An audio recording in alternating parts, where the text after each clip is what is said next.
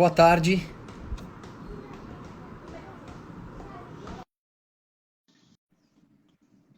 Boa tarde a todos. Vamos esperar a doutora Ana Cláudia entrar. Boa Entrei. tarde. Tudo Tudo bem? bom? Bem, Você me escuta bem? tudo bem. A sua imagem tá. Eu estou escutando bem. Tá bom, eu acabei de tentar melhorar aqui, tirei do Wi-Fi para botar no 4G, acho que melhorou, não? Tá. Sim, melhorou, melhorou. Então tá bom. Boa tarde a todos. Deixa eu desativar aqui os comentários para que a tela fique mais limpa. E Tá. enquanto a gente está esperando a galera chegar, eu quero primeiro te agradecer. Bom, primeiro falar que eu vou te chamar de você, porque a gente tem essa intimidade e não de senhora. Sim. Claro, condizente com a idade também, então vou chamar de você. É, te agradecer muito pela tua disponibilidade em participar da live, contribuindo com a tua experiência incrível nesses temas que a gente vai abordar. Dizer que a gente tem procurado gerar conteúdos, não só, mas principalmente com médicos, especialistas, e muito conectados com a história da saúde, da inclusão, da pessoa com deficiência, e a tua participação vem contribuir para esse time de médicos que já nos prestigiaram aqui. Então, muito obrigado, muito obrigado.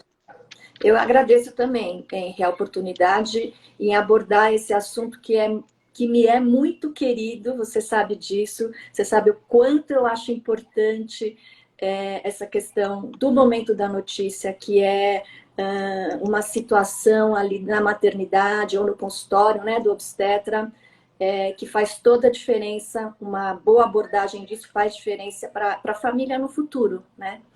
Legal. Além também do segundo tema, que são as terminologias. Sim, Eu sei que você também, sim. além de expert, é fã. Eu sou fã e sou chata. Tá? A gente vai chegar lá. Tá. Eu quero agradecer, te dizer que a gente tem aqui hoje uma audiência bem diversificada, como costumeiramente a gente tem nesse tipo de assunto, né?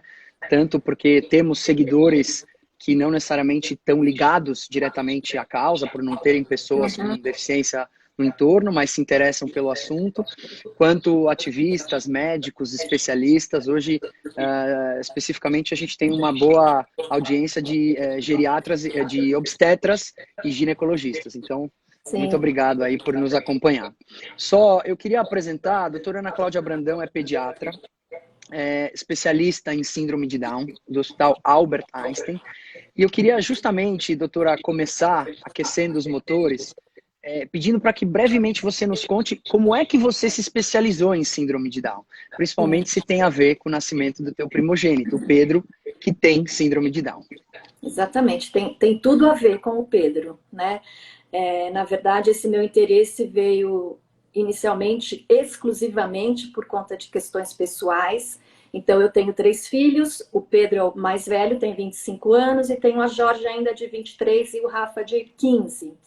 E claro que o Pedro tinha uma pediatra, né, que o acompanhava durante toda a infância e adolescência, mas eu, por ser pediatra, também sempre estudei, né, as questões de saúde, as peculiaridades, né, as singularidades das questões de saúde das crianças com síndrome de Down.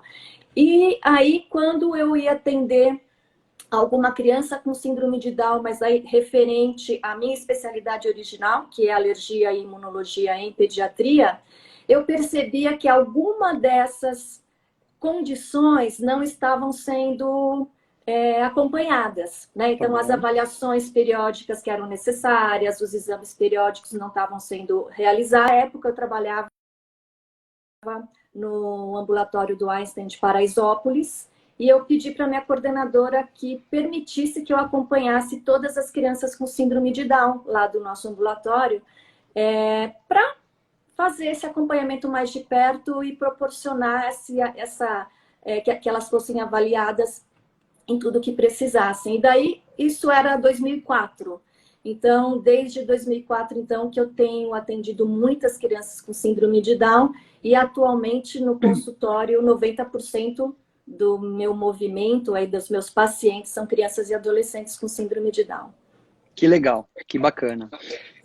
Quero registrar também, antes da gente entrar, que quando o Pedro nasceu 2 anos e 2 meses atrás no Hospital Albert Einstein, a doutora Ana Cláudia Brandão foi a primeira que nos acolheu, que veio para nos dar informações, ainda no quarto, na maternidade, a gente vai chegar lá.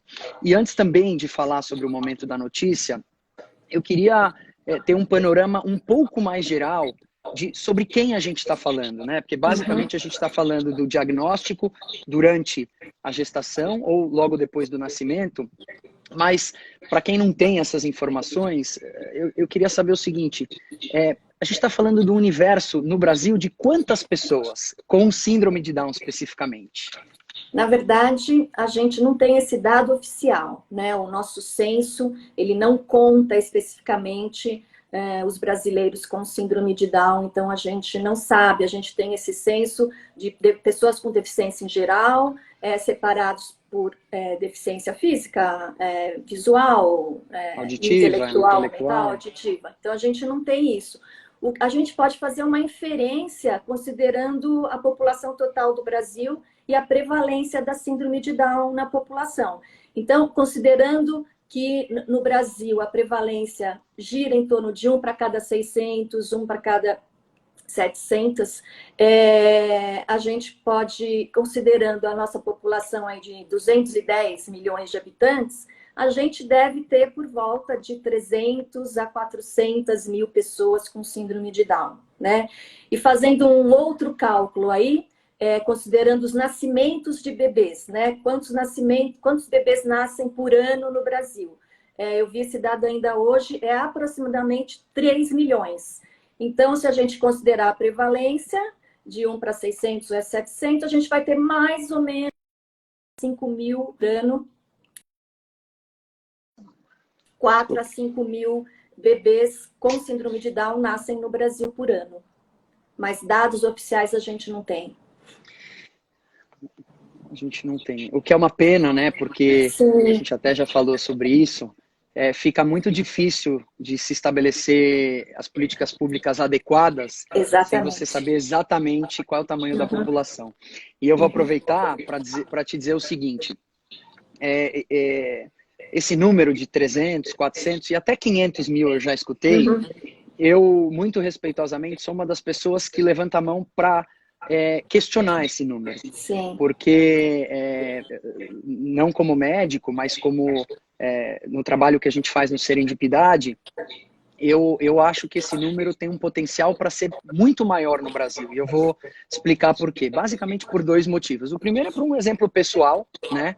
O Pepo, quando nasceu, 2 anos atrás, ele nasceu na declaração de nascido vivo, que é feita logo depois do nascimento, não tinha nenhum tipo de anotação em relação a uma possível anormalidade. E eu até confirmei esse dado com a doutora Mariângela Maluf, que foi a obstetra, e eu registrei ele um dia depois do nascimento como uma criança típica, sem nenhuma anotação. O cariótipo, que é o exame que confirmou a síndrome de Down dele, levou quase 15 dias para sair. Então, o Pedro é um exemplo clássico de uma criança com síndrome de Down que não está nas estatísticas, né? Então, eu imagino que existam outras crianças na mesma condição que na hora do registro não sabem e não apontam absolutamente nada e aí só viram estatística quando chega um censo ou algo do gênero e que, como você falou, nem pergunta especificamente sobre a síndrome de Down, né?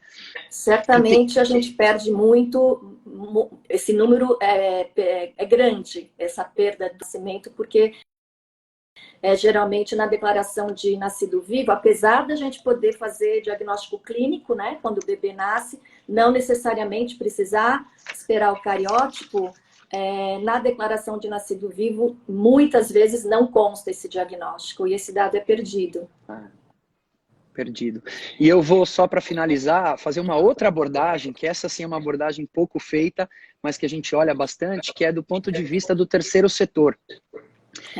Estima-se que existam entre 5 e 10 mil entidades, ONGs, que atuem com inclusão de pessoas com deficiência intelectual especificamente.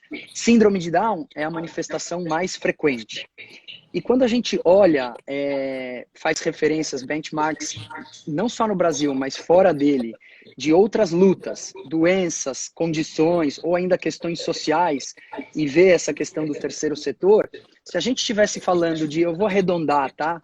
Para ficar entre 5 e 10 mil, 7.500 entidades para uma população de 300 mil, perdão, pessoas com síndrome de Down, na comparação, a gente poderia concluir que tem muita ONG para pouca gente, né? Então, obviamente, isso não é um fator que vai determinar, pode ser uma coincidência mesmo, mas essa relação de uma entidade para cada 40 pessoas que aquela entidade representa, pode ser um indicativo de que o número real seja bem maior. Seja bem maior. Por isso que, não só como pai, mas como empreendedor social, eu sempre questiono se esse número é o correto.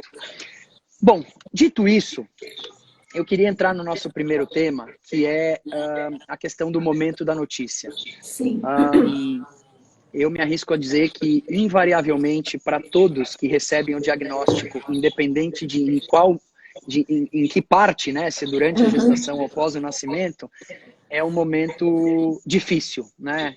Para uns é um pouco mais, para outros pode ser um pouco menos. Mas é uma notícia inesperada e que normalmente ela vem acompanhada de uma falta de informação, né? Então leva-se a uma situação normalmente difícil. E muitas vezes essa notícia é dada por um profissional da saúde. Eu me arrisco a dizer que a maioria das vezes pelo obstetra, né, ou pelo ginecologista, eventualmente por algum técnico laboratorial que esteja perto também, mas sempre por médicos, né? Normalmente por médicos. E eu costumo dizer que a primeira impressão é a que fica, né? Então, é especialmente sensível a gente poder entender o que deve-se ou não se deve fazer. Eu queria saber, para começar o tema, doutora, se existe algum levantamento, ainda que aproximado, que indique quantos % dos diagnósticos são feitos durante a gestação e quantos % dos diagnósticos das pessoas com síndrome de Down que nasceram foram feitos depois do nascimento. Então, também não temos esse dado nacional ou oficial. Eu imagino, Henry, que é uma realidade diferente quando você se estuda e num serviço público, num serviço de Sem SUS. dúvida. A gente não tem política de rastreamento, né, de condições genéticas, então é muito difícil realmente ter esse dado. O que eu tenho um dado de um serviço, de um ambulatório coordenado pela Ana Paula Baumblatt, que é uma pediatra do Rio de Janeiro. Ela coordena o Ambidown lá no Hospital Pedro Ernesto e acompanha crianças pequenas. O dado dela é de que mais de 90% desses bebês tiveram diagnóstico depois do nascimento, né? Então, isso provavelmente reflete a condição que a gente tem mesmo nos serviços públicos. Talvez o percentual das mulheres que façam pré-natal privado, né, com seu médico particular, porque o acesso aos exames de triagem durante a gestação é maior, tanto como acesso aos exames diagnósticos, que são condições diferentes, provavelmente tem um percentual maior de diagnóstico pré-natal. Mas, no geral, eu acredito que ainda, no Brasil, a maioria dos diagnósticos são realizados depois que o bebê nasce. Eu imagino que sim também, e vou dar uma informação para corroborar. Você sabe que a gente tem dentro do Serendipidade o programa Laços, que é um programa de acolhimento para o momento da notícia. E é um programa que, apesar de atender todo mundo, os quase 100 atendimentos que foram feitos ao longo dos 10 meses que o programa existe, foram feitos muito na classe média, né? Em função de ser um programa ainda recente e que a informação chega mais fácil em função do Instagram na classe média. E lá no Laços, exatamente 49%, então arredondando, 50% das mães ou pais que nos procuram tiveram diagnóstico durante a gestação e 50% tiveram depois. Então corrobora o fato de que todos os, assim, a esmagadora maioria dos atendimentos que a gente faz lá no Laços tem o privilégio de poder fazer um pré-natal na rede privada, e aí, consequentemente, tem um grau de acesso à informação bem maior. Exatamente, exatamente. Legal.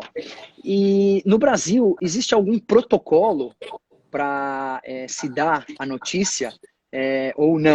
Ou a gente usa aqueles protocolos americanos ou europeus que estão disponíveis? A gente não tem nenhum protocolo, mas a gente tem orientações na diretriz de atenção à pessoa com síndrome de Down, publicada pelo Ministério da Saúde. Então, não existe muitas informações, mas existe lá já uma orientação ao médico que vai dar notícia sobre esse assunto. O que a gente vai abordar aqui é publicação nacional e internacional, né, de orientações. Também não é o que eu faço, né, não é a minha opinião, na verdade, é uma diretriz para a gente tentar melhorar a prática médica desse momento da notícia, e é baseado na literatura, né? A gente já tem literatura sobre o momento da notícia desde a década de 70.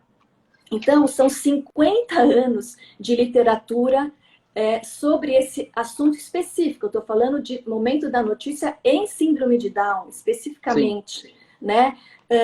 E a gente ainda tem muita insatisfação das famílias, infelizmente. Então, a gente precisa melhorar essa conversa, precisa melhorar esse primeiro momento, porque vai fazer toda a diferença na visão que esses pais têm desse novo bebê e da expectativa que vai ser colocada, né, nesse bebê e no futuro, no vínculo que esses pais vão fazer com esse bebê, quem é pediatra sabe muito importante que a gente preza muito esse vínculo, né, dos pais quando o bebê nasce, quando a gente recomenda a amamentação. Então, é importante e a gente precisa que os obstetras, os médicos da medicina fetal, os pediatras, os neonatologistas, todo mundo que está mais relacionado, né, que tem uma chance maior de viver esse momento com esses novos pais, que eles estejam sempre preparados.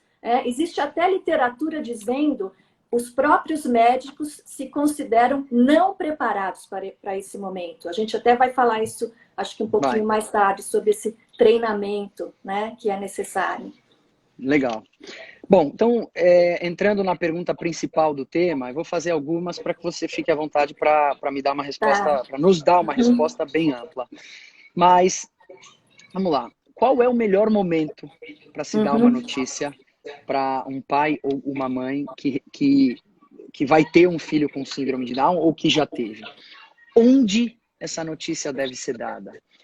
Quem deve estar por perto, né? Então, se for depois do parto, o filho deve estar perto, não? Conta um pouco o que é esse compilado da literatura, que foi o que eu entendi que você utiliza. Aliás, eu já assisti essas aulas que você deu algumas vezes. O que essa literatura indica como a melhor prática, além, claro, da tua experiência? Antes de eu começar a falar, que acho que pode fazer uma sequência aí do quem, quando e onde, inicialmente, né? Mas antes de eu começar a falar sobre quem é a melhor pessoa, eu queria só dizer que acho que é uma coisa importante, que todas essas orientações também não saíram da cabeça dos médicos, dos psicólogos, das assistentes sociais, né, das enfermeiras. Isso saiu dos próprios pais. Então, toda a literatura se baseia em questionários que foram aplicados para esses pais que receberam a notícia ou no pré-natal ou depois que o bebê nasceu, e baseado nas queixas, né, do que eles acharam que não foi bom, ou então do que eles acharam que foi muito bom, que a experiência foi boa para mim porque aconteceu isso, isso, isso. Então, todas essas orientações que eu vou falar aqui são baseadas no que as famílias querem. E o incrível, as famílias que moram na Eslovênia, que moram nos Estados Unidos, que moram na África do Sul, que moram no Brasil, as famílias querem as mesmas coisas. Então, a experiência ideal que elas pedem são muito parecidas. Então, você tem literatura europeia, americana, brasileira, africana, e é incrível como coincide os apelos dessas famílias de como deve ser dado a notícia. Então, Ok. só para a gente saber que é originário... Senso comum é informação com conhecimento Isso. de causa. Vem das famílias, né? Então, vamos começar por quem, né? Quem é a melhor pessoa para ter essa conversa inicial, né? Sim. Obviamente, a melhor pessoa é aquele médico que tem o melhor vínculo com essa família. Então, será que é o obstetra que fez o pré-natal? Será que é o pediatra? Algumas famílias já têm outros filhos, então já tem um pediatra que acompanha os seus outros filhos, então talvez seja esse o médico de maior vínculo. Mas, além de ter o maior vínculo, precisa de ser uma outra característica. Precisa saber o que está falando. Então, o profissional que tenha maior informação, ou melhor informação, ou que esteja mais atualizado nas questões da síndrome de Down. Quando isso se combina, o médico que tem o maior vínculo com mais informação, é o cenário ideal. Mas, às vezes, isso não é possível. Então, eu tenho um bom vínculo com o meu obstetra, mas ele não está atualizado. Então, o médico, ele tem que pedir ajuda, né? Olha, a minha paciente está grávida de um bebê com síndrome de Down, eu vou dar a notícia. Conversa com outro colega. Talvez um pediatra possa ajudá-lo mais, ou outro médico que faça medicina fetal, que esteja atualizado. Ou então o próprio neonatologista, se é um diagnóstico pós-natal, o obstetra pode pedir ajuda para o pediatra da maternidade. Será que você pode participar dessa conversa comigo? Então a gente tem que tentar fazer o melhor para que isso, né, o ambiente. Então, e outra, essa combinada, vamos dizer assim, né? Não dá para o obstetra falar um tanto de coisa e daí chega o neonatologista no quarto e fala outras coisas diferentes. Então, tem que ter uma sincronia aí nessa conversa, os profissionais preferencialmente conversarem antes de se dirigir ao quarto ou aonde a família está. Então, vínculo, boa informação e escolher quem é que vai fazer parte, se vai ser um médico sozinho ou se ele vai ser junto com outro colega que possa ajudá-lo nesse momento. Ok. A outra pergunta é quando, né? Então, vamos passar para o quando. O quando é o seguinte, ele não vai acontecer na sala de parto, porque é muito precoce e é uma zona de estresse ali, onde está acontecendo, mas também não vai ser prolongado até o momento da alta, né? Então, eu estou falando do diagnóstico pós-natal, certo? Então, quando o bebê nasce, não é sala de parto, também não é no segundo ou terceiro dia da alta. Então, a orientação é que aconteça nas primeiras 24 horas de nascimento do bebê, mas com a mãe já saída da recuperação anestésica, já no quarto ou na enfermaria, que às vezes algumas famílias não têm condição de ter apartamentos, né, mas dividem o quarto com outras famílias, mas que ela já esteja na enfermaria ou no quarto, que já tenha visto o seu bebê. Muitas vezes, se você vai dar a notícia, a família ainda não viu o bebê e você fala síndrome de Down, algumas famílias nunca ouviram falar. Né? E quando ouvem a palavra síndrome, às vezes, que pode ser um pouco assustadora, elas imaginam uma condição, um bebê, que às vezes pode nem ter cara de bebê. Né? Imaginam um bebê totalmente diferente daquele bebê que a gente sabe que o bebê com síndrome de Down é um bebê como qualquer outro. Então, que seja nas primeiras 24 horas, com a família, com o bebê já sendo visto por esses pais, preferencialmente com o bebê no quarto, né? Quando você for conversar, e com o pai e mãe juntos, se houver essa possibilidade. Tem uma situação que às vezes acontece, que a notícia é contada para o pai antes, porque se imagina que o pai é uma fortaleza, às vezes, e vai aguentar essa notícia, e daí fica a missão do pai contar para a mãe. Isso é muito injusto, muito cruel, né? Então, o ideal é que pai e mãe estejam juntos, se houver essa condição. Da mesma maneira, não falar também para a mãe, né? Para ela, ninguém tem que ter essa pro pai. Então, assim, pai e mãe juntos... Não fazer a transferência de responsabilidade. Exatamente, exatamente. Perfeito. Então, pai e mãe juntos no primeiro dia com o bebê no quarto. Essa é a condição ideal do quando. E existe alguma explicação técnica para essa diretriz do bebê estar junto? A do bebê já ter sido conhecido e apresentado, para mim é muito claro. Agora, do estar junto, eu queria saber se tem alguma indicação técnica. Sim, porque às vezes você pode mostrar algumas características no bebê que te levaram a fazer essa suspeita do diagnóstico. Então, é bom você mostrar, sei lá, tamanho da mão, a forma do dedão, essa coisinha do olhinho mais puxado, que são características físicas ou fenotípicas, né, que a gente fala, que possibilitam o diagnóstico clínico. E você mostra para a família por que você está suspeitando do bebê ter síndrome de Down. E a outra pergunta, onde, né? A gente já falou um pouquinho que no quarto. Então, o onde primeiro, um lugar privativo, né? Onde você mantém a privacidade desse casal, dessa família. Porque às vezes você pode ter reações inesperadas, né? Você é um momento de bastante intimidade. Eu não diria, às vezes as pessoas podem criticar que não é uma má notícia, eu não considero uma má notícia, mas como você disse, é uma notícia impactante, que impacta, inesperada. E qual é o nosso papel? É fazer com que esse enfrentamento, né, da condição impactante seja vivido da melhor maneira. Então, que seja um ambiente acolhedor, né, particular, onde tenha o pai, a mãe, o bebê e o médico ou os médicos que vão fazer essa conversa. Então, a gente está falando do cenário ideal, né? Sim, não, mas nós estamos aqui numa conversa teórica de melhores práticas, o objetivo é esse. E eu concordo, não é uma má notícia, mas como é uma notícia muito inesperada, inédita, e você é pego de surpresa, muitas vezes num cenário de falta de informação, leva um tempo para nós pais entendermos que não é uma má notícia. Então ela não é uma má notícia, mas ela é encarada na maioria das vezes como uma má notícia. Uma pergunta de uma situação.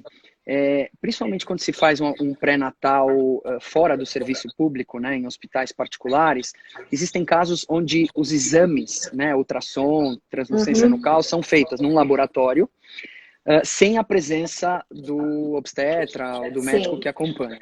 E aí o profissional que está fazendo o exame detecta, por exemplo, uma alteração na translucência nucal a ponto de ter uma certeza de que é uma síndrome de Down, digamos assim. O que deve ser feito? Esse profissional que está nos assistindo, ou o obstetra que está no consultório, a notícia deve ser dada pelo profissional que está ali na hora ou não? Ele deve parar, ligar?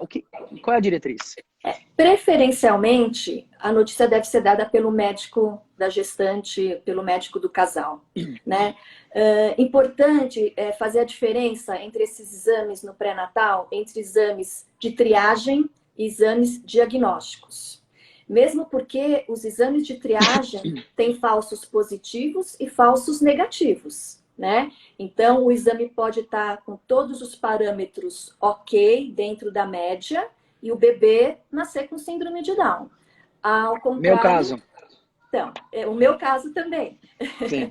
Ou então você pode ter sinais ali, por exemplo, translucência nucal alterada, ausência de osso nasal, que também é uma característica ao ultrassom, e isso ser um falso positivo. Então, você faz a suspeita, mas o bebê não nasce. Então, precisa tomar muito cuidado, porque você pode causar um estresse desnecessário, né? Então, o ideal é que essa conversa seja feita pelo obstetra, pelo médico que está acompanhando. O médico da medicina fetal, ele fica ali numa situação bem difícil realmente. Delicada. Né? Delicada, porque ele está vendo. Então, assim, se ele estiver muito seguro, ele pode até iniciar essa conversa, mas sempre direcionar para que o casal procure conversar com o médico que assiste esse pré-natal. Ok. Você falou sobre o diagnóstico clínico, né? Mas a gente sabe que o cariótipo é o exame oficial, né, de comprovação da trissomia do cromossomo 21.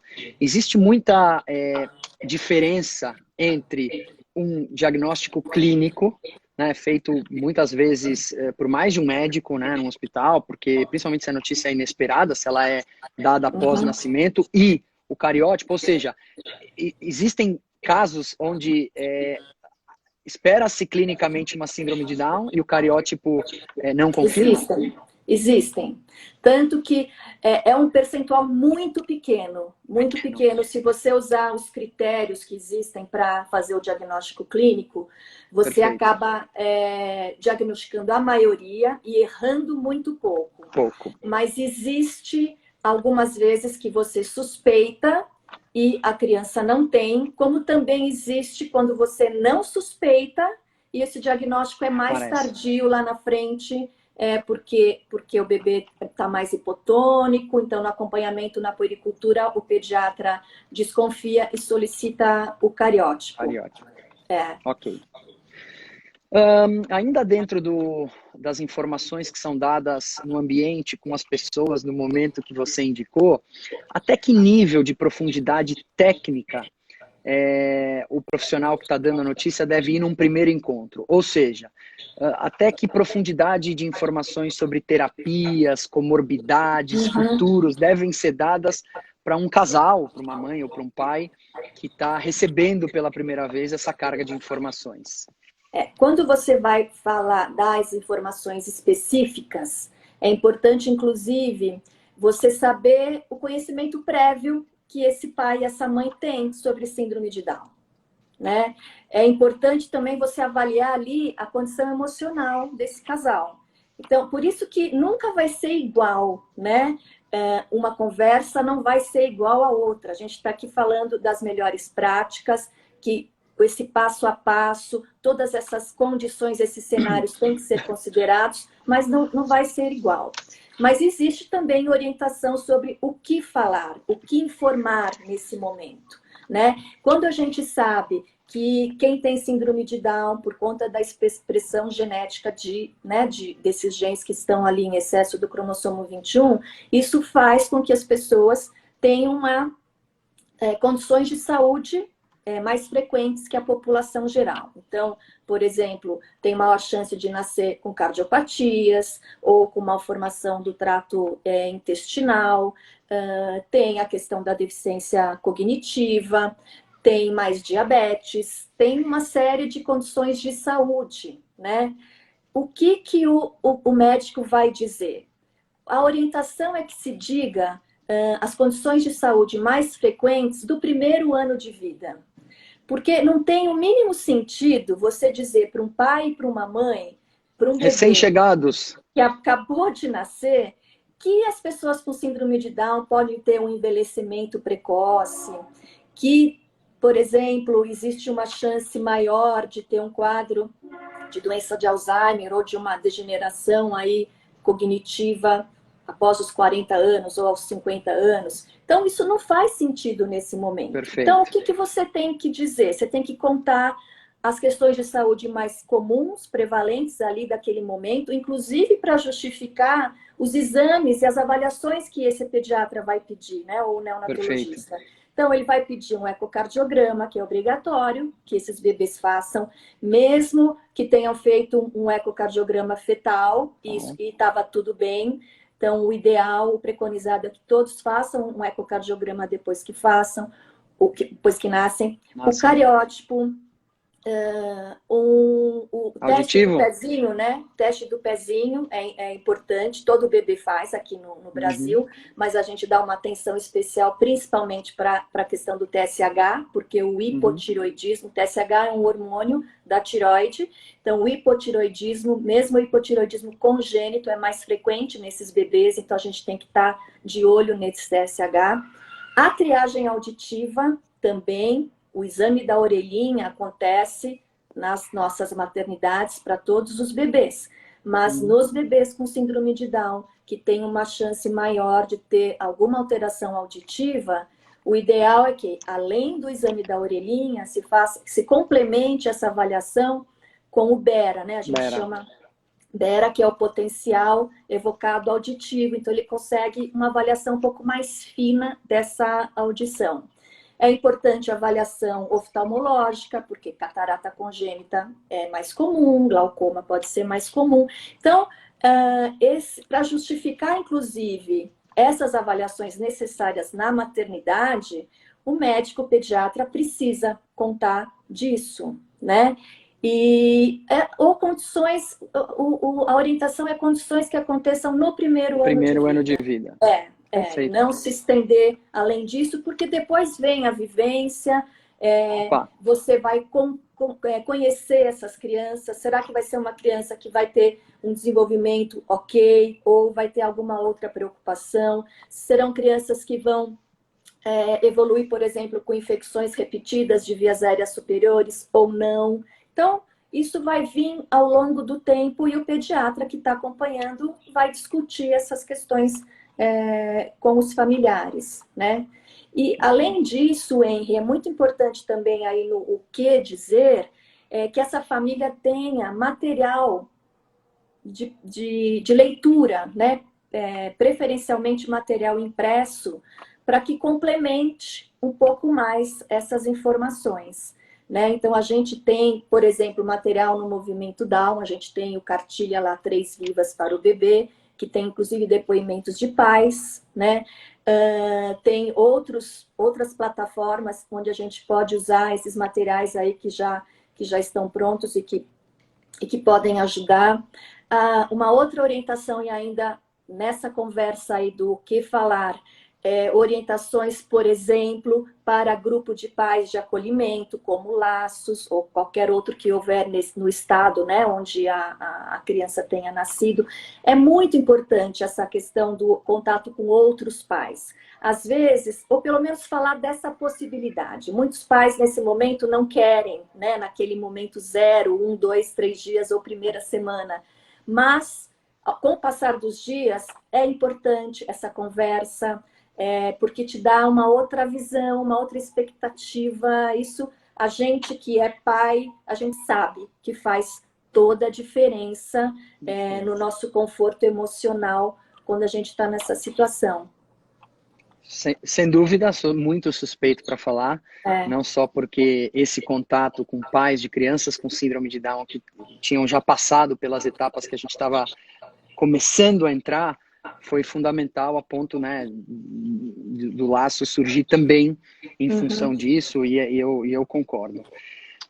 Muito bem. Aquela máxima, doutora, de se focar nas potencialidades, focar no positivo, porque uma conversa como essa, ainda aqui com um médico, depois que se passa pela parte mais técnica de saúde, em algum momento ela cai para uma questão que não é só ligada à saúde, convívio, social, vida, né?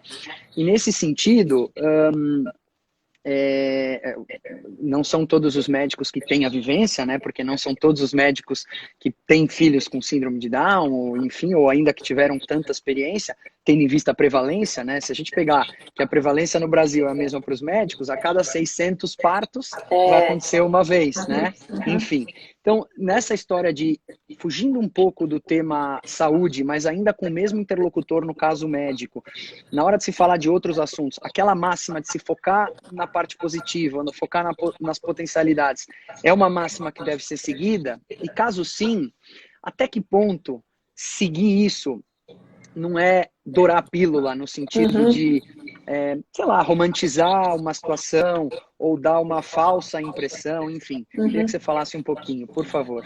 Eu não diria que é dourar a pílula. Na verdade, essas informações iniciais, elas precisam ser balanceadas, equilibradas. Por isso que é importante que esse médico seja o médico mais bem informado, porque quando eu falo mais bem informado, eu não estou só dizendo tecnicamente, eu estou dizendo informado das condições de vida atuais da pessoa com síndrome de Down.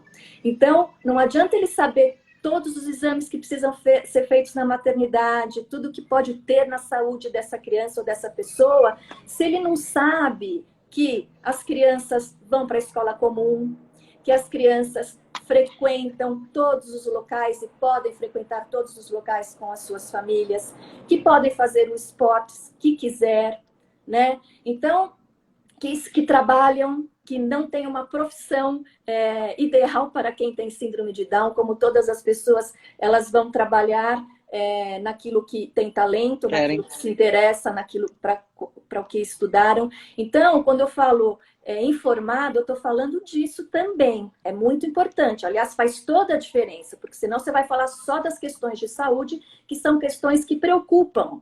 Eu tenho que ter o lado das informações que aliviam, né? Perfeito. Então, nesse equilíbrio, é nesse equilíbrio que o médico tem que trabalhar. Então, você vai dizer, olha, eu preciso fazer isso, isso, isso, porque tem mais cardiopatia, tem questões auditivas, tarará.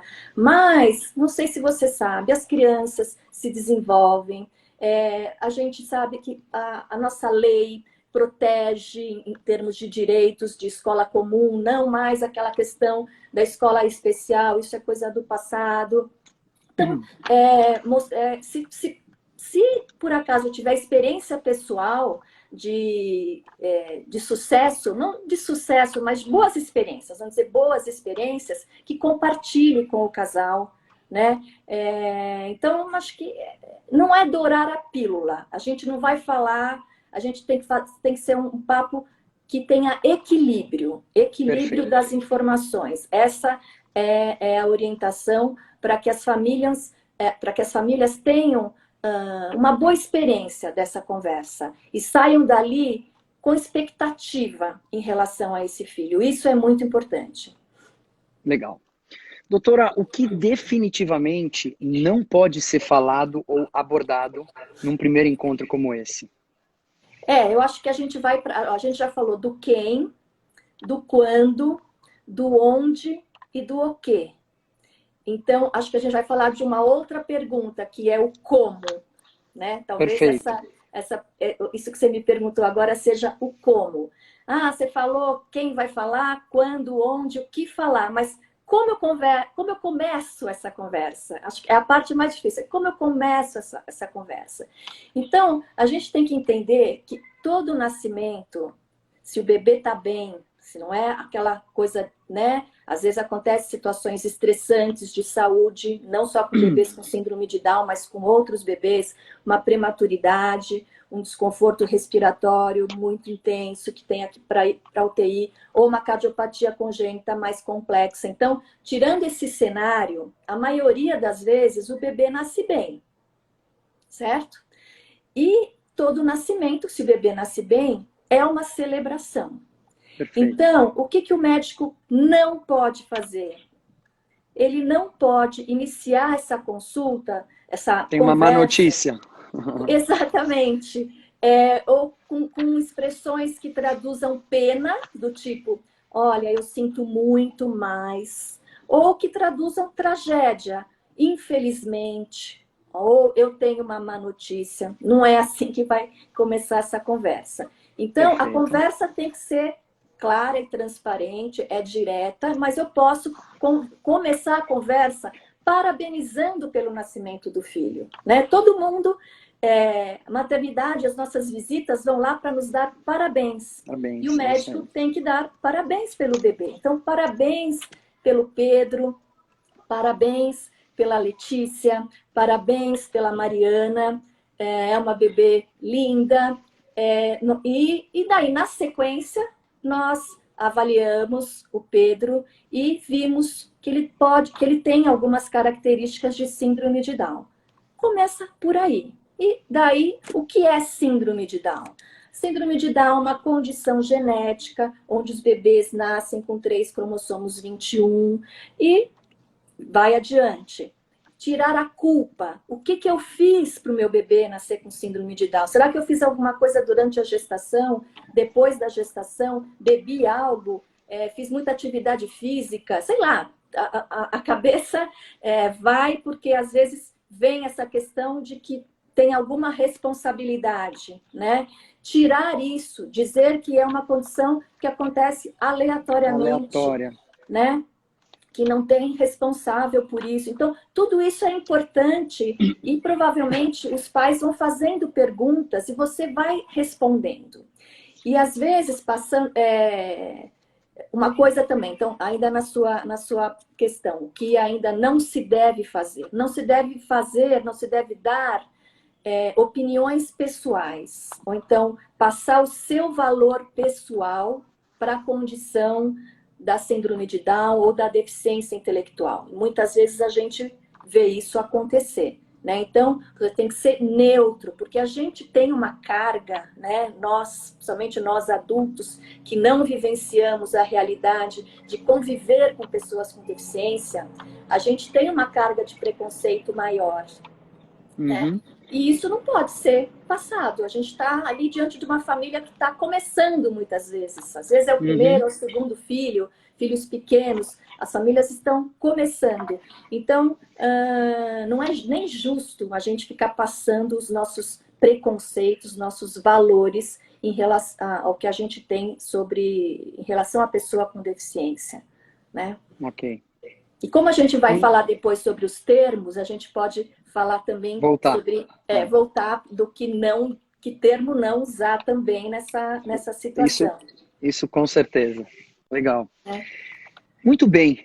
A gente tocou no começo da conversa num ponto que é uma realidade, né? E, de novo, assim como todas essas diretrizes vieram de pais de crianças com síndrome de Down que passaram, isso que a gente está falando vem dos próprios médicos que não se sentem capacitados para poder melhor abordar o tema, muito em função justamente da prevalência, não acontece toda hora, né? Então falta treinamento, digamos assim, falta oportunidade de treino, mas também, entendo eu, pelo que eu escuto de muitos médicos, não é um tema, a própria deficiência em geral, eu não estou falando só do momento da notícia, não é um tema amplamente abordado nas formações, né, nas faculdades e tal. Você concorda com isso? E o que dá para fazer para mudar um panorama como esse? Eu concordo com isso, já que as experiências das famílias têm sido de insatisfação, é porque a gente não está capacitado para fazer essa conversa de uma maneira que as deixe mais satisfeitas. Então, certamente, em algum lugar está faltando essa capacitação, né? Pelo que eu tenho visto, na maioria das graduações em medicina, a gente não tem especificamente tratado desse assunto. Seja especificamente em relação à síndrome de Down, mas em outras comunicações também, comunicações mais difíceis, vamos dizer assim, né? Okay. Mas, apesar da prevalência não ser alta, precisa acontecer, né? Precisa acontecer, porque isso faz diferença. E a gente, médico, a gente está aqui para fazer diferença para o melhor, né? Para as pessoas. Então, a gente tem que ter essa preocupação, porque isso determina uma mudança de visão da família em relação àquele filho, né? Então, talvez ter essa preocupação nos currículos de graduação, né? Eu realmente sou uma privilegiada que tenho a possibilidade de falar desse assunto com os alunos da graduação da faculdade lá do Einstein, e algumas vezes na residência de pediatria, mas teria que ser uma coisa mais protocolar. Institucionalizada, protocolar, perfeito. Nos cursos de graduação de medicina, ou pelo menos nas residências médicas, né? Na residência de pediatria, na residência pediatria e depois que faz neonatologia, na residência da obstetrícia e gineco, da especialidade em medicina fetal. Então, que são os profissionais médicos que estão mais relacionados com isso. Isso não quer dizer também que os outros médicos, outros especialistas, também Não não devem ter conhecimento, porque um oftalmologista tem muitos pacientes com síndrome de Down, um otorrino tem muitos pacientes, um ortopedista, um endocrinologista, todos esses têm pacientes com síndrome de Down e precisam estar atualizados ali no que conversar com essas famílias, né? Não dá bola fora, porque muitas vezes as famílias sabem mais do que o profissional, às vezes, né? Em questões específicas. E eu me permito adicionar um outro elemento que, na minha opinião, é fundamental para fechar isso, que é o fato de, invariavelmente, todos os médicos estarem disponíveis e dispostos a absorver esse conhecimento, né? Porque poderia se chegar, eventualmente, num caso de que, talvez os médicos resistam, tal. Tô longe de ter conversado com todos eles, mas com todos que eu falei, eles estão muito abertos porque entendem e compreendem e apoiam a importância, né? Afinal de contas, a prevalência não é alta, mas a gente está falando de 4 mil vidas por ano no Brasil. Sim. Poxa vida, né? Eu acredito que sim, e eu estou torcendo para que a nossa audiência hoje tenha bastante médicos aí escutando a nossa conversa. E quando você falou da disponibilidade, voltando ali naquele momento da notícia, muitas vezes a conversa, nos 3 dias ali de maternidade, ou em algumas consultas de pré-natal, essa conversa vai voltar, né? Então, ali nos 3 dias de maternidade, o médico tem que se mostrar muito disponível, porque muitas vezes o que você falou na primeira conversa ou num segundo momento, não foi absorvido, porque ainda está sobre o efeito do impacto, né? Então, você tem que ter disponibilidade, paciência e sensibilidade para repetir, às vezes, o que você já falou antes, porque aquilo não foi absorvido, mas é importante que seja. Então, repetir e estar sempre disponível quando os pais, olha, quero conversar de novo, me explica de novo isso, fala de novo sobre isso. A gente tem que ir lá e tem que esclarecer para os pais que é muito importante. Muito bem. E como parte, talvez, de contribuição para esse cenário de ter algum tipo de material para consultar, eu quero dizer a todos que essa live vai virar, como tradicionalmente a gente faz, um conteúdo de YouTube, para que ela fique para sempre, e aí a gente vai fazer ela chegar, ou tentar fazê-la chegar na maior quantidade de médicos possíveis, ou deixá-la disponível para uma eventual consulta e preparação. Muito bem, doutora, eu acho incrível a maneira como você encontra para, como eu vou explicar, para estruturar informações de um tema tão sensível e muitas vezes não racional, né, de uma forma tão clara e tão bem apoiada em exemplos dos porquês, né? Então, parabéns, obrigado aí de novo pela aula, e eu espero, como a gente falou, que ela sirva de apoio para médicos e profissionais que queiram buscar esse tipo de informação para situações futuras. Tem alguma outra coisa sobre esse tema que você acha importante a gente abordar antes da gente passar para o segundo? Acho que a gente conversou tudo, Henry, assim, legal. Acho que é importante que as pessoas valorizem esse momento, que o profissional de saúde valorize, seja médico, enfermeira, o psicólogo hospitalar, o assistente social que está lá, e acreditar que isso faz diferença. A gente sabe que faz diferença nas enquetes que a gente faz com as famílias. As famílias guardam essas palavras, as famílias guardam esse momento por décadas. Então, se por você uma vai vida, falar, eu diria. Se você vai falar com uma família que tem um filho com síndrome de Down de 20, 30, 35 anos, 40 anos ou 10 anos, a família sabe como foi essa conversa, como foi a entrega dessa notícia. Então, a gente tem uma responsabilidade muito grande nisso. E é importante que todo mundo faça da melhor maneira, né? Fazer o seu melhor, vamos dizer. Muito bem. Muito bem. Antes da gente passar para o segundo tema, E eu queria eu queria te pedir para fazer um esclarecimento de uma pergunta que invariavelmente aparece nas primeiras Uhum. conversas, né, no momento da notícia, que é sobre os eventuais graus da Sim. síndrome de Down, né? Então, eu queria que Uhum. você esclarecesse do porquê, enfim, na verdade é uma pergunta antes de eu responder a pergunta. Existem graus na síndrome de Down? E antes de você responder, nós ainda temos 5 minutos da live.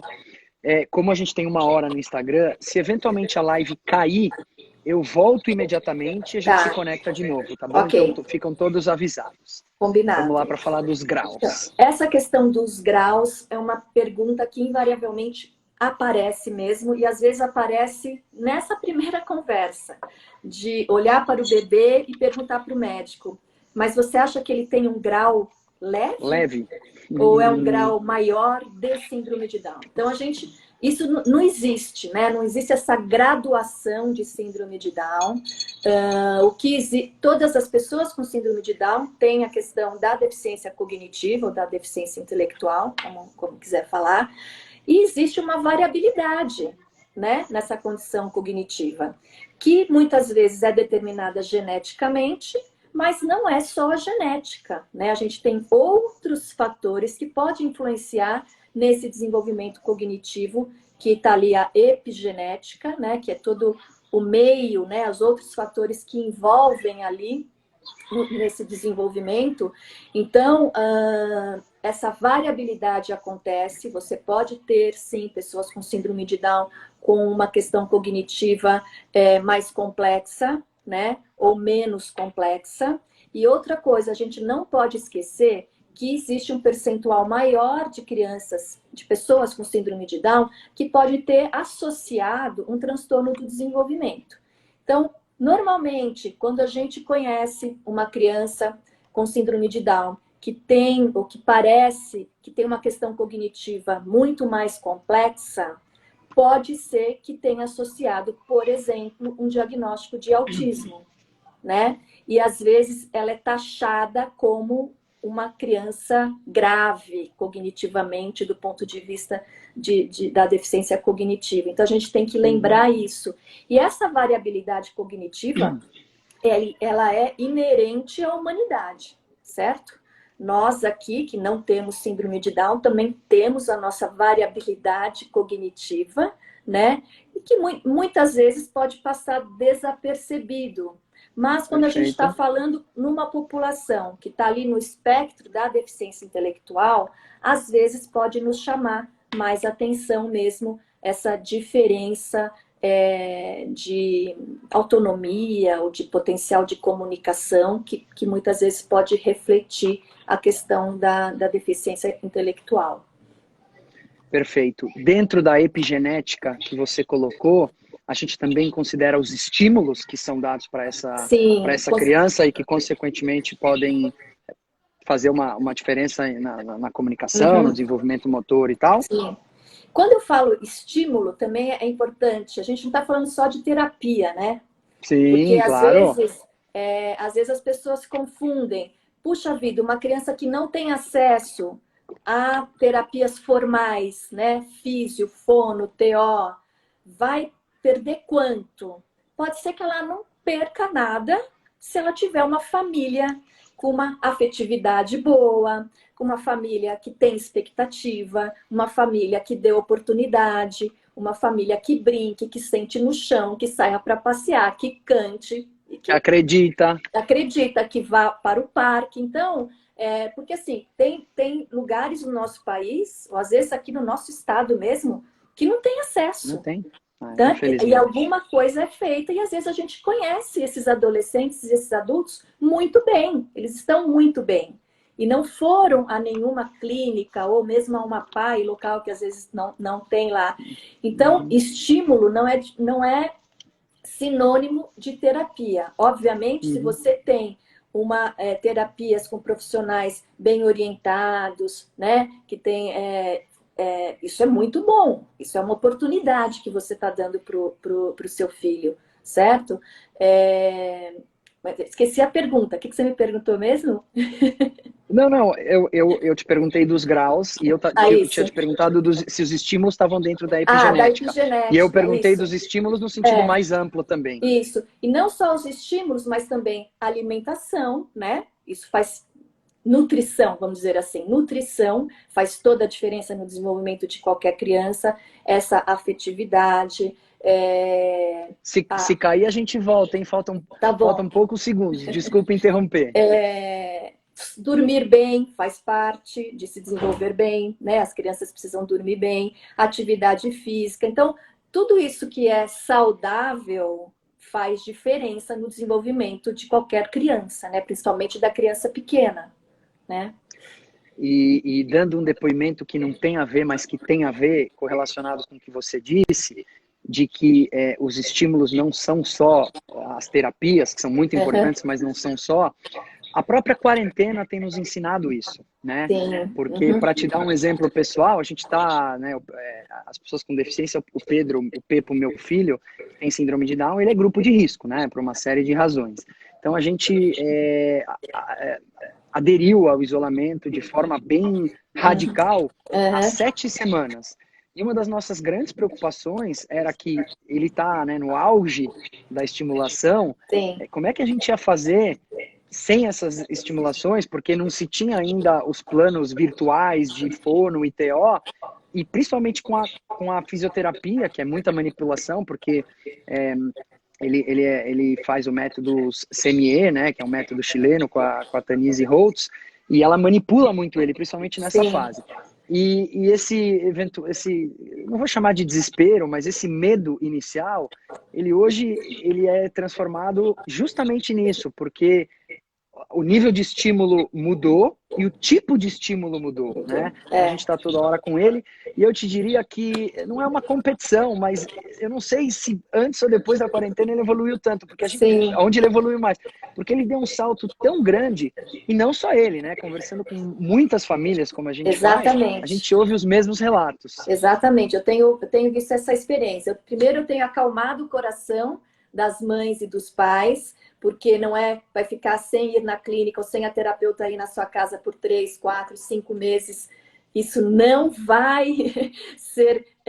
comprometer a vida, né? Exatamente, comprometer a vida. E quando a gente tem essa conversa, depois de um tempo, elas me retornam exatamente isso. Puxa vida, eu tenho visto tanto progresso aqui, porque a gente está mais junto, a gente está brincando mais, a gente está conversando mais. Quer dizer, isso acontece mesmo, né? É uma boa coisa. Muito bem, muito bem. Muito obrigado. Eu queria passar para o nosso segundo tema. Sim. E às vezes o Instagram ele nos surpreende. Tem lives que eu faço que com 60 minutos caem. E algumas lives como essa, a gente já está em 62 minutos e não caiu. Então a gente vai seguindo e espera que não caia. Se cair, a gente volta. Tá certo. Então, obrigado pela abordagem inicial. Agora a gente vai para um segundo tema, que é, de certa forma, consequência do primeiro, que é a questão das terminologias. Sim. Né? E eu queria dar um depoimento antes de começar, muito da minha posição pessoal e da posição do Serendipidade, que é a ONG que eu represento. A gente sabe que essa questão das terminologias estão em constante evolução. Né?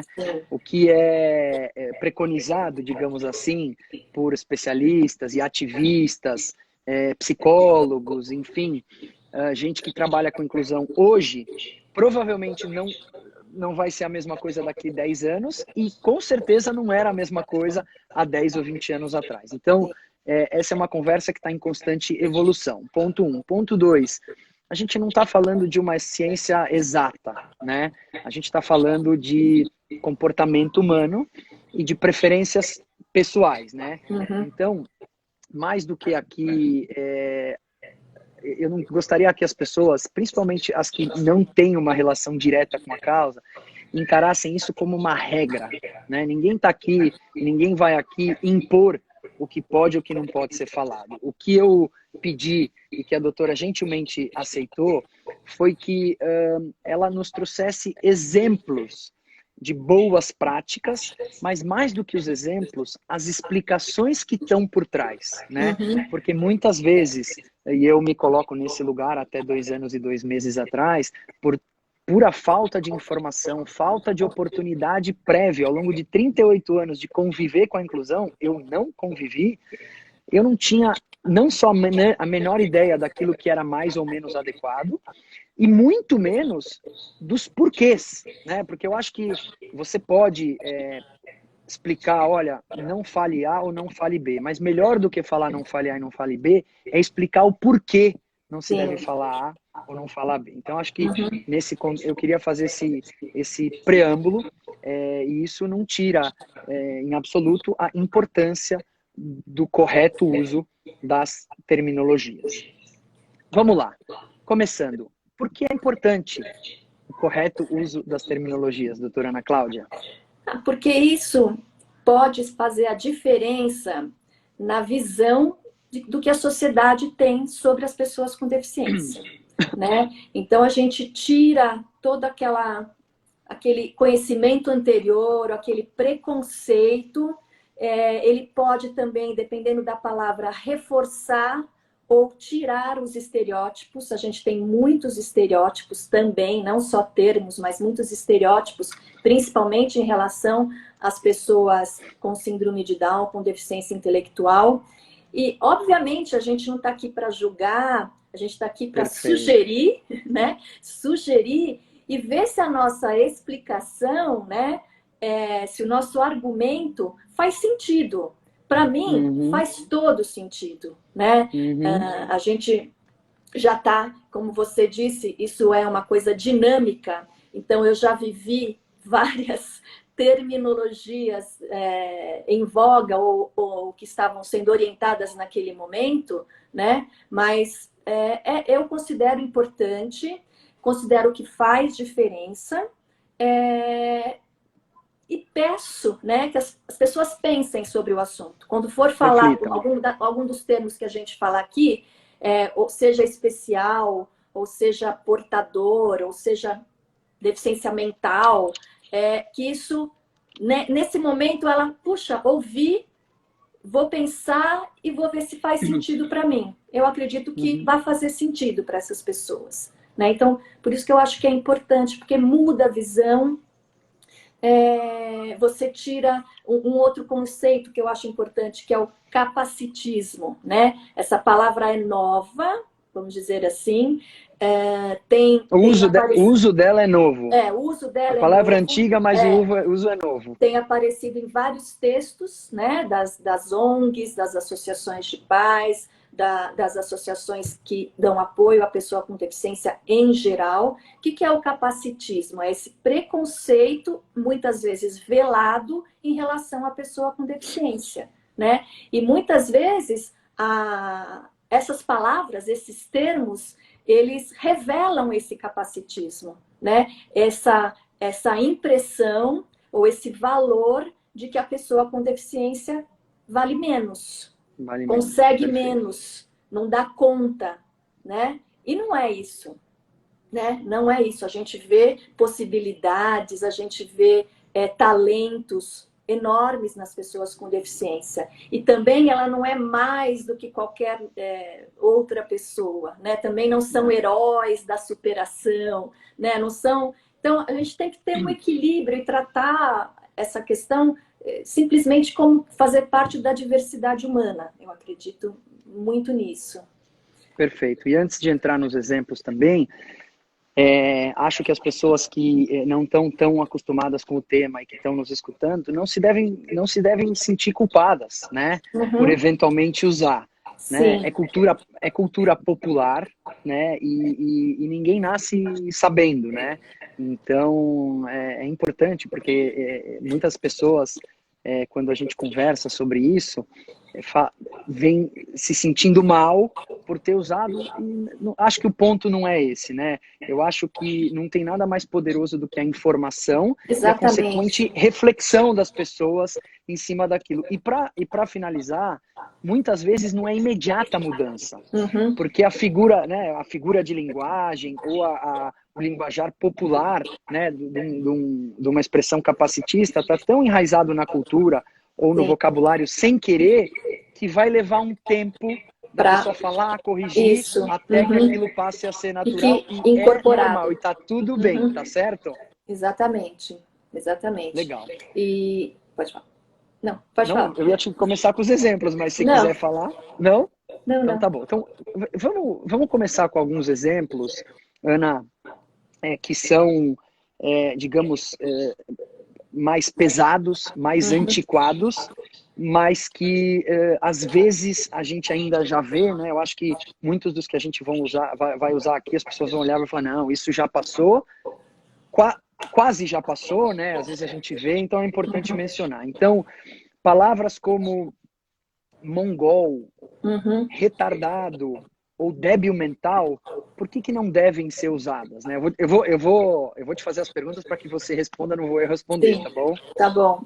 Não, primeiro que são termos absolutamente pejorativos, né? Atualmente é usado como um xingamento, certo? Então, dificilmente você vê um profissional da saúde hoje em dia falar: ah, esse bebê nasceu com mongolismo. Ah, mas você ouvia antes. Ou é um mongolzinho. Nossa, terrível. Mas a gente vê, e eu ainda vejo, e eu tenho experiência pessoal de adolescentes que ainda falam o seu mongo, o seu mongoloide, no sentido de uma expressão de que, puxa, você não fez direito, você está fazendo tudo errado, nesse sentido, né? E o mongolismo, o mongoloide é uma expressão muito antiga, né? Ela foi usada lá atrás, na década de 60, acredito, na descrição da síndrome de Down, década de 50, eu acho, na descrição da síndrome de Down, porque os olhinhos são mais puxados e tinha uma identificação com o povo da Mongólia, né? Então é por isso. Então uma expressão completamente ultrapassada. Débil mental e retardado a gente ainda ouve bastante. Né? Muito. E a gente ouve bastante, inclusive, de conhecidos. E às vezes dá um susto na nossa orelha, assim, ai meu Deus, falou. Né? A pessoa falou, o que a gente faz? Então... Calma, o que a gente faz, segura para depois, por favor. Tá bom. Para ficar bem didático. Exato. Tá. Então, o retardado, por exemplo, é uma expressão que está em outros países, inclusive, existem até a figura do R, né, que é o R word, que é uma palavra proscrita. As pessoas nem falam o retarded, eles falam R word, que é para não falar. Né? Então, existem até fluxogramas dizendo quando você pode usar a palavra retardado. E a conclusão de todo o caminho do fluxograma é tipo, não use nunca, né? Porque é uma palavra pejorativa que ofende as pessoas com deficiência intelectual. Então, ela não deve ser usada. Quando você acha uma pessoa que não fez direito, que ela é uma pessoa sem noção, existem várias formas de você falar isso para a pessoa sem usar a palavra retardado. Então, retardado, risca do vocabulário. Perfeito. Vamos para o que eu acho que é um dos principais temas, ou dos principais exemplos que levam a gente falar de terminologia, que é a questão do especial. E que eu também acho que é uma mudança um pouco mais recente do que essas aqui, né? Porque até as próprias escolas que eram feitas para as pessoas com deficiência, as escolas especiais, são chamadas de escolas especiais. A gente já fala muito sobre educação regular agora, mas a denominação é essa. Deve-se ou não se deve usar o termo especial e por quê? A orientação é que não se use, né? Por quê? Né? Porque a impressão é que quando você troca a expressão criança com deficiência pessoa com deficiência pelo especial, ou então você fala, existem também mãe especial, eu sou pai especial, o meu aluno é especial. O que você está querendo dizer com isso? Por que que não pode ser usado, eu tenho um aluno com deficiência, ou eu tenho um filho com deficiência? O que que tem? Parece que a deficiência é ruim, ou que a deficiência é algo que não deve ser falado. Então, você quer trocar essa coisa ruim por algo que denomine algo vantajoso, melhor do que o outro, que daí você fala o especial, né? Então, não tem essa necessidade de usar o termo especial para não falar a palavra deficiência ou que tem alguma necessidade específica. No meu entendimento, é isso. A gente usa como se fosse uma metáfora para amenizar uma situação que não precisa ser amenizada. Não precisa ser amenizada. Não precisa, né? Essa é a minha visão. Eu concordo e, se você me permitir, eu quero adicionar. Eu acho também que tem uma questão ligada à pena ao se usar a palavra especial. Por quê? Porque quando você usa a palavra especial ao invés de usar o termo pessoa com deficiência, claramente isso não está sendo feito por mal. Pelo contrário, você está fazendo, como você falou, para amenizar. Mas por que que isso é um capacitismo? Por que que isso, sem querer, acaba sendo um preconceito velado? Porque você, ao trocar a expressão, está buscando premiar a pessoa com deficiência por algo que ela não lutou e que não há mérito em ter. Então, na verdade, você tem pena dela e aí, pela pena, você troca a deficiência por especial. E isso, de novo, aqui não é caça às bruxas. A gente está explicando um processo inconsciente da nossa mente, mas que, do ponto de vista prático, ele sai para fora das nossas bocas, e o intuito aqui é, mais do que dizer o que pode e o que não pode, trazer as explicações para, de novo, as pessoas refletirem. Eu costumo usar, para dar o exemplo aqui, 3 expressões que trocam as crianças especiais, tá? E parênteses, lá no serendipidade.org, que é o site da nossa ONG, tem uma parte lá onde eu coloco um texto no meu Facebook pessoal, quando eu contei para as pessoas que o Pedro tinha síndrome de Down. E lá, por desconhecimento, né, eu não tinha tido ainda a conversa com a Ana Cláudia Brandão nesse nível, eu uso o Pedro é especial. E eu não tiro. Eu não altero, não porque eu não tenha mudado, eu mudei como eu estou explicando aqui, mas porque eu acho que aquilo caracteriza um momento e reflete e reforça de que as pessoas não devem se sentir mal por usar ou não saber. Né? Eu uso 3 expressões. Eu uso pessoas com necessidades diferenciadas, pessoas atípicas, né? Tem uma expressão que se usa muito, atípica, e pessoas com necessidades mais diferenciadas, específicas. Pessoas com necessidades específicas, pessoas com necessidades diferenciadas, ou crianças ou adultos atípicos. Não que essas também não tenham eventuais críticas técnicas bem nas entrelinhas, mas, de novo, não é uma ciência humana, não é uma ciência exata, então eu acho que são, se você concordar comigo, expressões mais adequadas, pelo menos nessa época da humanidade que a gente vive. Sim, parece que o falar a deficiência constrange, né? Então, eu não vou dizer deficiência, porque ela é uma mãe que tem um filho com deficiência. Eu vou constranger. Parece muito pesado. Então eu vou dizer ela é uma mãe especial. Dessas expressões que você citou, a única que eu tenho mais reserva é o atípico. O atípico ainda não me conquistou. Eu sei. Não me conquistou. Eu sei, eu fiz a observação justamente por isso. Porque, principalmente a questão... Eu não consigo entender essa questão do atípico. Se eu considerar que a humanidade é diversa, eu não posso considerar alguém atípico, e nem a minha maternidade atípica, e nem... principalmente porque eu sou mãe de pessoa com deficiência e sou mãe de pessoa sem deficiência. Eu não consigo ser 2 mães ao mesmo tempo, atípica e típica. Eu acho que os nossos filhos, todos eles trazem grandes desafios. Meu filho com deficiência e meus filhos sem deficiência me trazem grandes desafios. E o Pedro, por ter deficiência, não necessariamente é o mais desafiador para a minha maternidade. Então, eu não me encaixo nessa questão da maternidade atípica, mas é uma coisa pessoal, né? Eu uso, né, as crianças atípicas, tal, mais para as crianças, mais para me referir à pessoa com deficiência e menos que eu sou um pai ou uma mãe atípica, mais para criança. Mas de novo, respeito, entendo. E uma das pessoas que me introduziu essa expressão, eu perguntei o porquê atípico.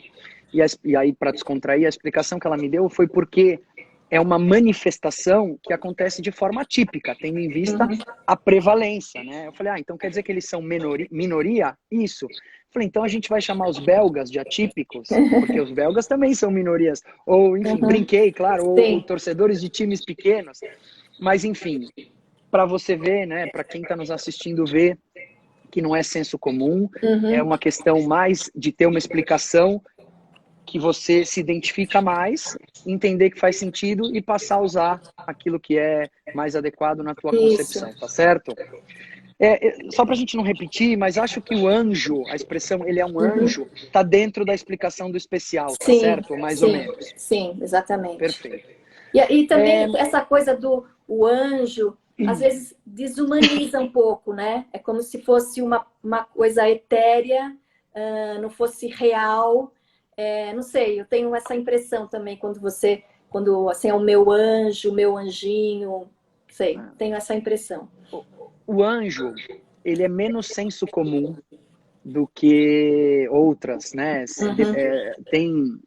Por exemplo, tem um grupo grande de pais e mães, de autistas, que usam a expressão anjos azuis. Azuis, E eu respeito absolutamente, né?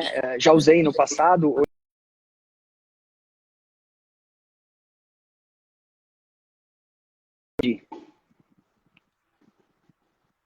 Eu te perdi. Agora voltou. Voltou? Voltou. Então tá bom. Eu tenho um amigo que é um comunicador, um artista de muita exposição e que usa para o filho com deficiência que ele tem a expressão anjo, e ele muitas vezes é muito criticado. E eu perguntei para ele, né, se ele não se incomodava com as críticas e se ele não achava que o anjo trazia tudo aquilo que a gente explicou. E ele me deu uma explicação que eu respeitei demais, né? Só para fazer um contraponto, porque eu acho que a gente tem que ter a coerência. Se a gente pede o respeito às individualidades dos nossos filhos, a gente tem que respeitar as individualidades de qualquer pessoa, sendo elas ou não nossos filhos, né?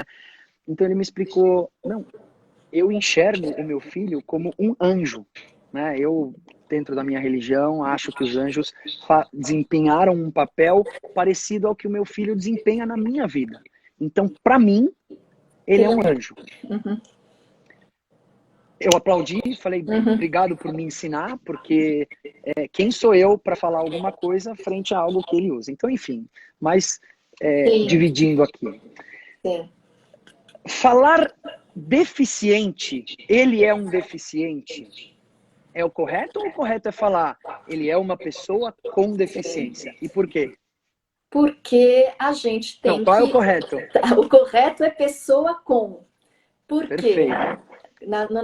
No entendimento, vamos dizer assim, inclusive de pessoas com deficiência, porque a gente está falando das pessoas com deficiência, a gente tem que considerar, obviamente, a opinião das pessoas com deficiência, né?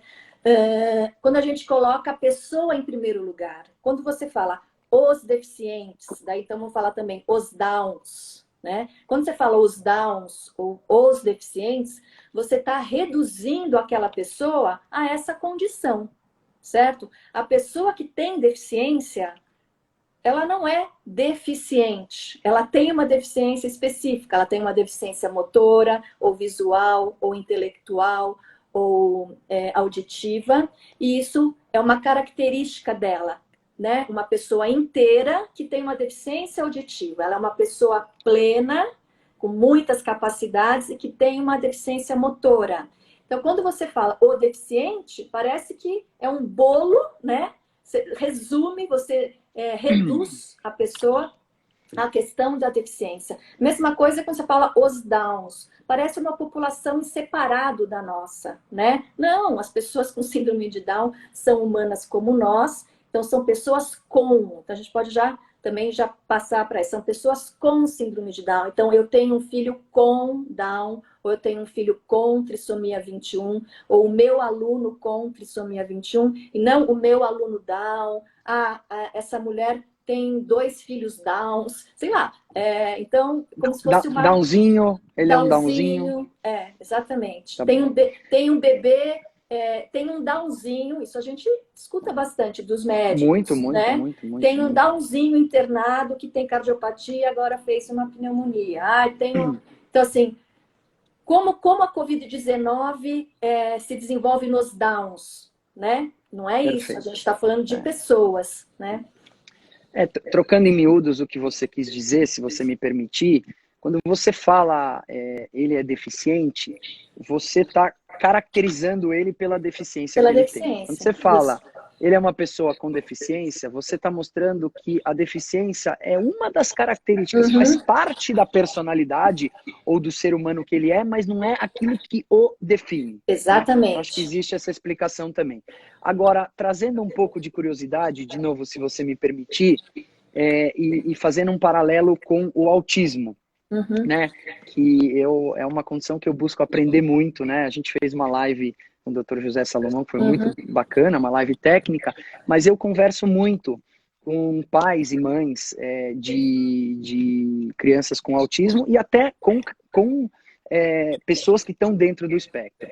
E eu percebo que o pessoal do TEA se preocupa menos com essa questão de falar. Ele é autista, para eles, falar ele é autista, tudo bem. Tá de boa. Tudo bem. É muito mais frequente falar eu tenho um filho autista ou ele é autista do que falar eu tenho um filho com autismo. E eu, curioso do jeito que sou, você me conhece, fui perguntar. Turma, e dei exatamente essa explicação. Por que tem essa percepção que no autismo, não, Henry, você tem razão, dentro do movimento, digamos, do autismo, a gente se preocupa menos, e aí uma explicação que, de novo, eu aprendi muito com eles. E eu usei a mesma palavra, eu falei, quando você fala ele é autista, não sugere que você está reduzindo ele ao autismo? E a resposta foi, aí é o ponto. Nós não encaramos o autismo como uma redução. Para nós não é uma redução, então a gente usa. Então, nós nos incomodamos. Você pode falar uma pessoa com autismo ou uma pessoa autista e tá tudo bem. E as pessoas com autismo que eu tive a oportunidade de conversar também me deram a mesma resposta. Então, de novo, para exemplificar que o mundo é diverso, que pessoas com filhos com necessidades diferenciadas em situações análogas podem ter opiniões sobre um assunto diferente e que está tudo bem. Exatamente. Eu vou te contar que eu tive a mesma experiência que você, porque Jura? eu sou uma pessoa preocupada com essas questões das palavras e dos termos, e também fui buscar informação em mães, né, em famílias que têm filhos com autismo, e também já li muitos depoimentos de pessoas com autismo. E muitos, pelo contrário, preferem que falem você é autista, eu sou autista, porque consideram que o autismo o faz aquela pessoa. O jeito de ser dele é por causa do autismo. Então, a gente respeita, né? Respeita, claro, e aprende com eles, claro. A gente respeita, Então... Muito bem. Doutora, eu tô lá numa roda de conversa com 10 pessoas num almoço. E aí alguém foi lá e para falar mal de uma situação, sei lá, de um político, foi lá e falou, porra, esse cara é um retardado. Na tua visão, porque claro que é uma opinião muito pessoal, depois eu vou dar a minha também, o que deve se fazer? Como abordar, se é que se deve abordar uma situação delicada como essa, na tua visão? Na minha visão... Pergunta de engenheiro. Aqui, primeira pergunta, sim ou não? Você aborda ou não? Nem sempre. Nem sempre. Perfeito. Nem sempre. Porque existem condições ou circunstâncias onde você pode fazer essa abordagem, existem outras circunstâncias que é praticamente impossível, né? O ideal é que a gente pudesse fazer essa abordagem e que pudesse ser entendido o nosso ponto de vista, mas nem sempre é o momento, né? Às vezes nos constrange, eu fico constrangida, porque às vezes é um amigo e às vezes eu fico com vergonha daquele amigo de estar falando aquilo. Eu falei, puxa vida, ele é meu amigo, ele sabe do meu posicionamento, como é que isso escapa, né? Mas ao mesmo tempo não é o momento de fazer a abordagem ali na hora, nua e crua. Muitas vezes porque você constrange a pessoa. Às vezes a gente está em um grupo. Não é esse o objetivo, né? Não é esse o objetivo. Até porque não foi intencional. Exato, porque isso está no palavreado, está no automático. Não sabe. Está no automático. Assim, ele nem pensa na pessoa com deficiência quando ele fala, ô seu retardado. Né? Ele está pensando num outro adjetivo, inclusive, e usa esse adjetivo, porque está tá ali fácil no vocabulário. Então, acredito que nem sempre a gente aborda, mas na primeira oportunidade a gente deve abordar. Então, se você encontrou essa pessoa numa outra ocasião, então só vocês dois, porque isso te chateia. Eu acho que se é teu amigo, você tem obrigação de falar isso e no intuito também de informar. E aquilo que a gente falou no começo, reflete e vê se faz sentido para você. Para você, perfeito. Então, acho que vale a pena abordar, mas nem sempre no momento. Concordo, é o que eu faço. Acho que no meu caso existe uma máxima que é nunca corrigir em público. Né? Porque isso realmente constrange e muitas vezes corrigir em público pode dar uma falsa impressão de moralismo ou dono da verdade e isso provoca repulsão e não atração. Então sempre de forma particular. Sim. E eu, como bom engenheiro, gosto de exemplos. Então eu vou me permitir aqui dar um exemplo que aconteceu ontem. Com essa história do Moro e do Bolsonaro, foram muitos tweets, muitos posts e muitos WhatsApps. E ontem a palavra retardado, a gente tem uma ferramenta de inteligência artificial que a gente usa no Serendipidade, chamada Stiling. E aí eu procurei ontem no Stiling todos os posts nas redes sociais que foram feitas com a palavra retardado. Eu tenho até medo de falar as centenas de milhares que foram usadas. Só que eu recebi uma mensagem particular de um amigo falando sobre isso. E eu quero dar um exemplo, porque eu acho também que as pessoas podem refletir, achar que o exemplo é bom e replicar. Então eu quero te ler muito rapidamente o texto, claro, sem mencioná-lo, que eu escrevi para ele. Querido, você é uma grande... Então, o contexto era no caso, eu não estou entrando aqui na questão política, mas ele estava ofendendo o presidente Jair Bolsonaro, chamando-o de retardado em função de toda a situação. Não estou entrando no mérito, só nisso. Querido, e ele é um cara que, para mim, é um cara muito bacana, uma referência. Querido, você é uma grande referência. Sei que não fez por mal, mas, por gentileza, avalie se não vale a pena evitar associar a palavra retardado, que faz alusão a um déficit cognitivo, a algo ruim. E menos ainda se a narrativa for agressiva. Te contando a minha experiência, tenho lutado muito para que as pessoas não vejam a deficiência intelectual / déficit cognitivo do Pedro, meu filho, e de muitas outras pessoas como algo ruim. É cultura popular. Eu mesmo fazia muito isso antes de saber. Por favor, não se sinta mal e nem me queira mal. Mas, atualmente, também é meu papel, especialmente para as pessoas que eu gosto, passar o conhecimento adquirido para frente, sem alarde e sem apontar o dedo em praça pública. Espero que me entenda e me queira bem. um abraço carinhoso. É isso, né? É isso. Eu acho que a gente... A gente não pode perder a oportunidade. Às vezes a oportunidade nem vai estar tão perto da situação que aconteceu, mas a gente sempre vai ter um jeitinho de retomar, né, esse assunto. Porque faz parte. Eu acho que a gente, como familiar, a gente tem obrigação dessa educação, né, Henri? É muito importante que essa educação em relação aos termos parta da gente. Por isso que, às vezes, a gente... É uma coisa polêmica, mas a gente vê bastante familiar usando o especial ou o downzinho.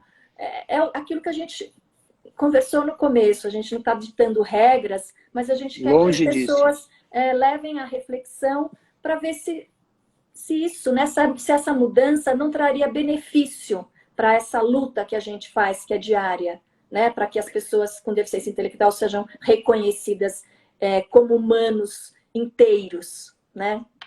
E no meu caso, falando por mim, mesmo que elas reflitam e decidam continuar usando expressões que talvez não sejam preconizadas, eu respeito da mesma maneira, assim como aquele meu amigo me explicou em relação à questão do anjo, porque se ele se sente assim, eu tenho que respeitar, porque eu gostaria que os meus sentimentos fossem respeitados. Então é mais ou menos isso. E eu acho também, doutor, aqui, pelo menos no meu caso, essa história da gente refletir tanto das pessoas, né, com deficiência, de como falar, nos leva a um exercício inevitável de ver se para outras realidades, outras causas, outras deficiências, também por falta de informação, a gente não está sendo capacitista, né? Enfim, de olhar e falar... sei lá, para uma comunidade que tem uma orientação, por exemplo, para a comunidade gay, ou para os negros, ou para os judeus, ou enfim. Tem Será muito. que a gente está usando? Tem muito. E outro dia mesmo, eu mesmo usei uma expressão inadequada, por puro desconhecimento, porque você imagina que hoje a última coisa que eu pretendo fazer é usar isso, né? E aí fui corrigido por muita gente, agradeci, né? E não vou usar mais. Então, eu acho que esse exercício que a gente faz tanto para a deficiência intelectual tem que nos valer também para a gente sair do nosso quadrado e ampliar. Não sei se você concorda. Eu concordo, porque da mesma maneira que o retardado está na boca de muita gente, na nossa boca, por exemplo, a gente fala, não dá uma de João sem braço. Não fala? Você tá parecendo surdo. Não dá uma de cego. Então, todas essas expressões são expressões capacitistas, como se o cego não tivesse capacidade de visão das coisas, como se o surdo não escutasse as coisas, no sentido de prestar atenção, né? No sentido de uma pessoa que não tem um braço, de que não tenha capacidades. Ou então, falar, outro dia eu ouvi a Mariana... Tem uma mulher que não tem um braço, ela tem um blog, que é o Mamãozinhos, eu acho, e ela falou alguns exemplos de frases capacitistas que a gente usa, do tipo, a minha empresa não tem pernas para isso. A gente fala isso... Não tem braço para isso, é verdade. Olha, a gente fala isso comumente, né? E não se liga de que a gente está fazendo referência a um ser humano que... falta aquela parte ou que falta aquele sentido, mas que isso não os reduza absolutamente como ser humano. Então, é sutil, mas é importante que a gente faça essa reflexão. E é por isso que eu defendo, usando um exemplo pessoal, que a diversidade é uma poderosa ferramenta de engrandecimento pessoal. Porque se você se dedicar a ela... E se você for atrás do que tem por trás, você vai se tornar uma pessoa tão mais plural, né? Tão mais completa. Eu não digo, eu não sou melhor que ninguém, mas hoje, certamente, por conhecer um pouco mais disso, eu sou uma versão melhorada de mim mesmo, assim me considero. Pode parecer clichê, mas eu sinto isso também. Eu sinto isso, que adentrar a esse mundo da pessoa com deficiência é clichêzão, mas... Sem dúvida que me fez uma pessoa melhor e refletir sobre os meus valores, o que importa e o que não importa. Pensar no outro. Então, nos modifica mesmo. Muito bem, muito bem. Doutora, olha, primeiro eu tô feliz que a live não caiu. Eu acho que tem alguém lá no Facebook que é dono do Instagram olhando e anotando e não Sim, deixando a live cair, nos protegendo. nos protegendo. E acho também que foi bem interessante, né? Eu acho que a Uhum. gente manteve uma boa audiência para um nível técnico, né? Para uma coisa tão técnica como essa. Tenho recebido um monte de WhatsApps. Quero saber se tem algum outro tema ou algum outro assunto relacionado ao tema, melhor dizendo, que você acha que vale a pena antes da gente caminhar para um final. Ah, eu Vale a queria pena falar falar. especificamente na síndrome de Down de alguns estereótipos, né? Que às vezes as pessoas acreditam. Então, por exemplo, as pessoas com síndrome de Down são muito carinhosas, né? Todo mundo generaliza isso, como se Uhum. existisse uma personalidade específica para as pessoas com síndrome de Down. Então, isso não existe. As pessoas com síndrome de Down podem ter uma variedade de personalidades, Comportamentos. de comportamentos, serem carinhosas, serem mais afetivas ou não, né? Ou então, as pessoas com Down têm mais agressividade. Também não. Existem pessoas que têm, existem pessoas que não têm. Então, existem algumas, essas crendices, vamos dizer, que prejudicam muito, porque já rotula de uma maneira como se essa pessoa não pudesse, se ela tivesse uma expressão diferente daquilo que as pessoas acreditam, saísse do escopo, né? Como assim? Ele tem síndrome de Down e não é desse jeito, ele não gosta de música, ele não é amoroso, né? Outra Uhum. questão que às vezes aparece, que é que as pessoas com Down têm um outro estereótipo, a sexualidade aflorada. Você Aflorada. já ouviu isso? Opa! Então, e que não é verdade, certo? A sexualidade, a gente tem que encarar que a sexualidade da pessoa, do adolescente, do adulto com síndrome de Down é a mesma que a gente. O que pode fazer a diferença são as oportunidades de se experimentar a sexualidade, né? Então, muitas vezes, por conta de superproteção, ou se não acreditar que essas pessoas têm desejos, né?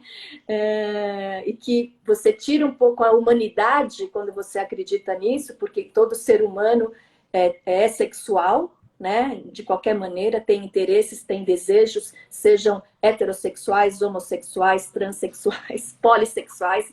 De qualquer maneira, hoje em dia temos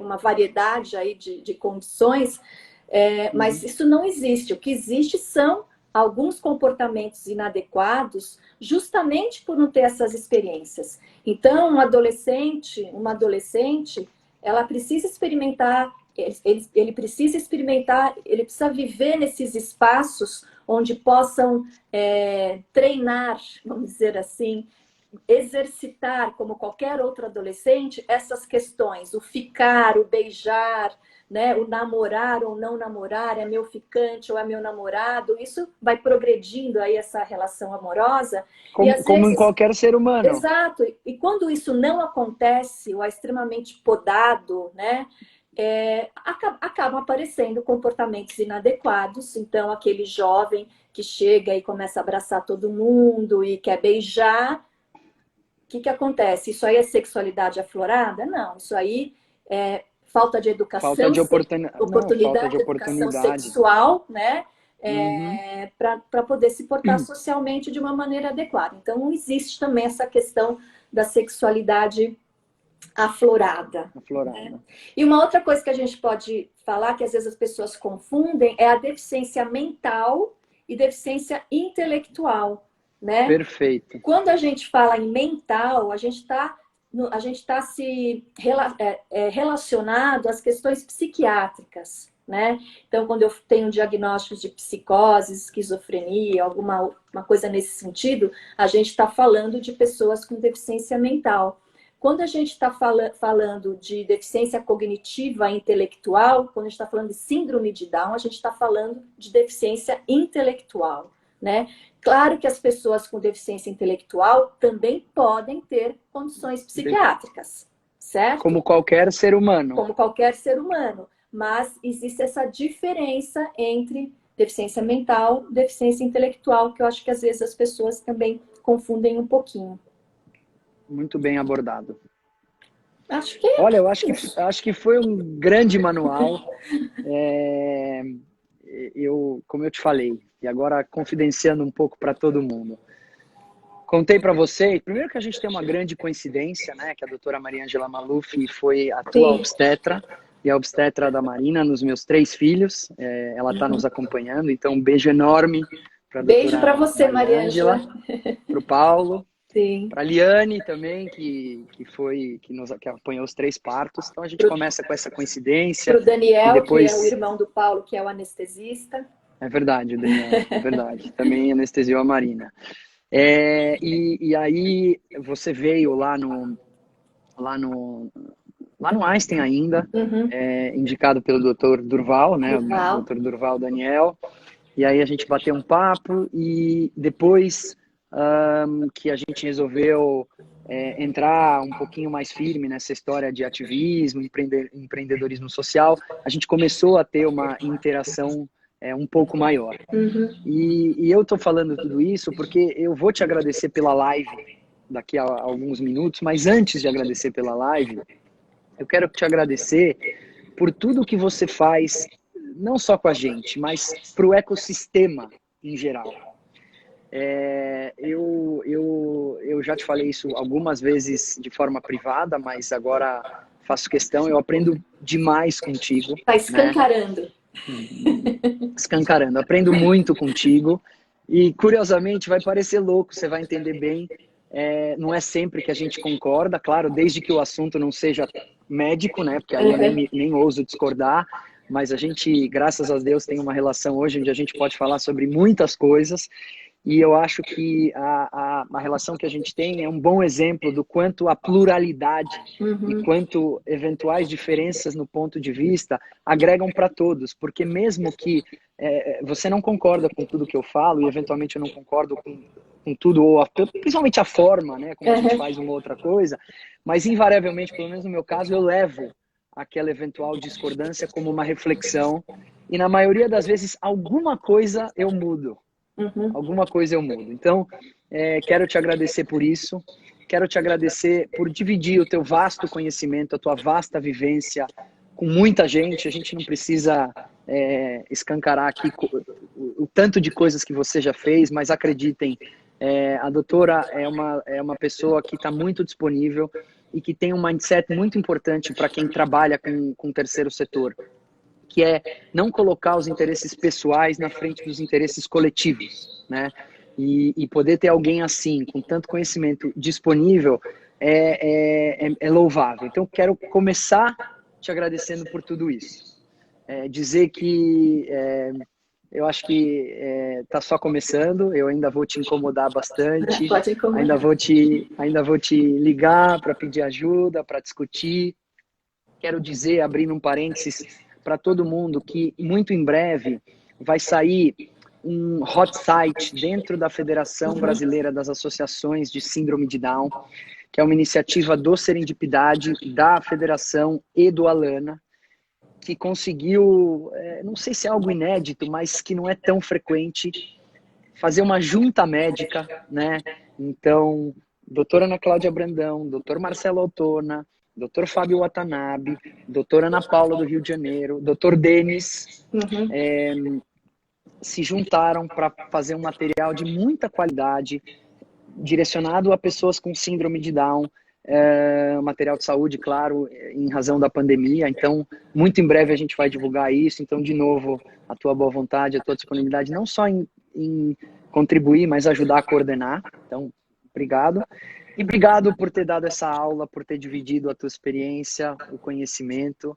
E, enfim, eu sou suspeito porque eu sou fã do teu trabalho e de você. Obrigada, Henry. Eu agradeço demais essa oportunidade de falar desses assuntos que são muito importantes, embora talvez direcionado um pouquinho mais a profissionais, mas acho que a segunda parte é direcionado ao mundo todo, né? E a gente vai aprendendo todo dia, né, Henry? Eu aprendo com você, da mesma maneira que você pode aprender alguma coisa comigo, a gente troca e E é assim, né? É assim que funciona. A gente, todo dia vivido é um dia onde a gente se aprende mais um pouquinho. E o É mais isso aí. importante, acho que é a gente compartilhar isso, né? Compartilhar com É. todo mundo para que a informação, a boa informação chegue e que todo mundo fique a par disso tudo e que isso melhore, né, as condições de vida para essa população que está por trás aí dos nossos empreendimentos, que é a população e a comunidade, as famílias e as pessoas com síndrome de Down, né? Obrigado. Um beijo para o Pedro, para o Obrigada. Rafael, para a Geórgia. Uhum. Um beijo para você e um beijo muito grande para todo mundo que nos acompanhou. Muito obrigado. Em breve a gente vai disponibilizar esse conteúdo no YouTube, lá no nosso canal. Quem ainda não segue, é só ver os stories de hoje. Tem o link para se inscrever. Tá bom? Tá bom, um beijo para vocês Doutora, também. um beijo grande. Tchau, Valeu. tchau. Tchau, Obrigadão. gente. Tchau.